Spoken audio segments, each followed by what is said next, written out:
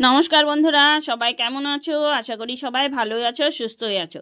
দেখো আজকে আমি কি রেসিপি করব, একদম দারুণ স্বাদের মুখরোচক রেসিপি করে নেব।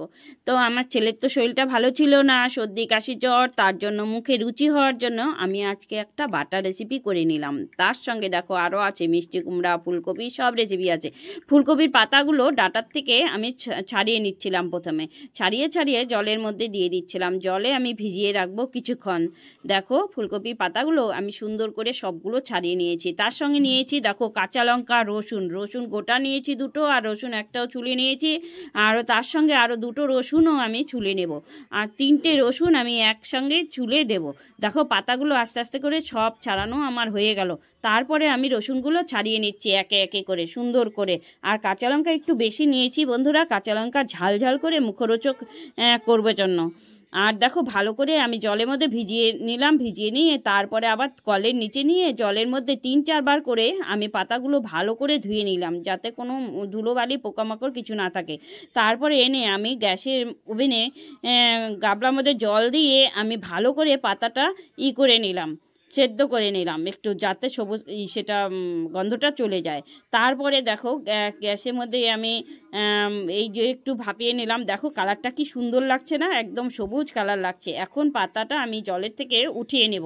তার সঙ্গে আমি করে নিলাম মিষ্টি কুমড়া ভাজা। আমার ছেলে ভীষণ খেতে ভালোবাসে কালো জিরে কাঁচা লঙ্কা দিয়ে মিষ্টি কুমড়া ভাজা, তার জন্য আমি মিষ্টি কুমড়া ভাজাও করে নিলাম।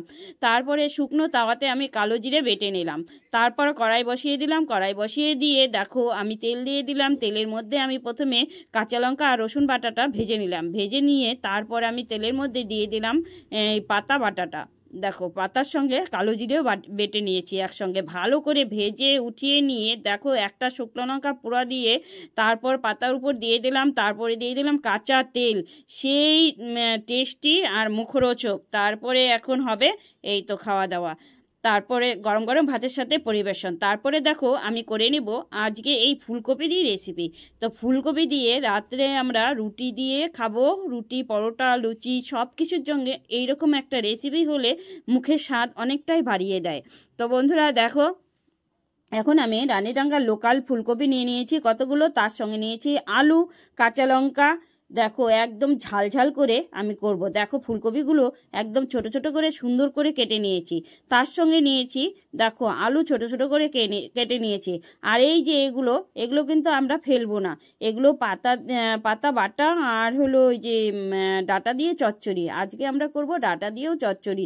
দেখো এগুলো, আর বাইরে যে কি হাওয়া ছেড়েছে একটু তোমাদেরকে দেখালাম, বাপরে বাপ সেই হাড় কাঁপানো হিম ঠান্ডা দেখো চারদিকটা। তারপরে এখন আমি ভালো করে ফুলকপিগুলো ধুয়ে নিয়ে চলে এলাম, আজকে ঘরে করব বলে।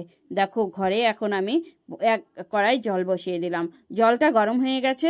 জলে আমি প্রথমে ফুলকপিগুলো দিয়ে দিলাম। তারপর আমি ছোট ছোট করে আলু ছোট ছোট করে টুকরো টুকরো করে আলুগুলো কেটে নিয়েছি। একটু ভাপিয়ে নিয়ে দেখো ছাবনি হাতা দিয়ে চেপে চেপে আমি আলু আর কপিগুলো তুলে নিলাম। এখন কড়াইতে আমি তেল দিয়ে দিলাম, কড়াইতে তেল দেখো গরম হয়ে গেছে। গরম তেলে আমি কালো জিরে দিয়ে দিলাম। কালো জিরে দিয়ে দেখো এখন প্রথমে ফুলকপি আলুগুলো আমি আস্তে আস্তে করে ছেড়ে দিচ্ছি, যাতে তেলটা না ছেটে। একদম ভালো করে জলটা ঝরিয়ে নিয়েছি। তারপর ঝরিয়ে নিয়ে আস্তে আস্তে করে সব দিয়ে দিলাম। আর কাঁচা লঙ্কাগুলো আমি ছোট ছোট করে ভেঙে নিয়েছি, ভেঙে নিয়ে দিয়ে দিলাম কাঁচা লঙ্কা। তারপর হলুদ লবণ পরিমাণ মতো দিয়ে দিলাম, পরিমাণ মতো দিয়ে আস্তে আস্তে করে আমি নাড়াচাড়া করে একটু করে নিলাম, ভালো করে ভাজা ভাজা করে নিয়ে তারপর ঢাকা দিয়ে দিলাম। ঢাকা চাপা দিয়ে রেখে তারপর আমি আবার আস্তে আস্তে করে নেড়ে চেড়ে সুন্দর করে লো হিটে ভেজে নিয়ে তুলে দিলাম। কেমন লাগলো বন্ধু?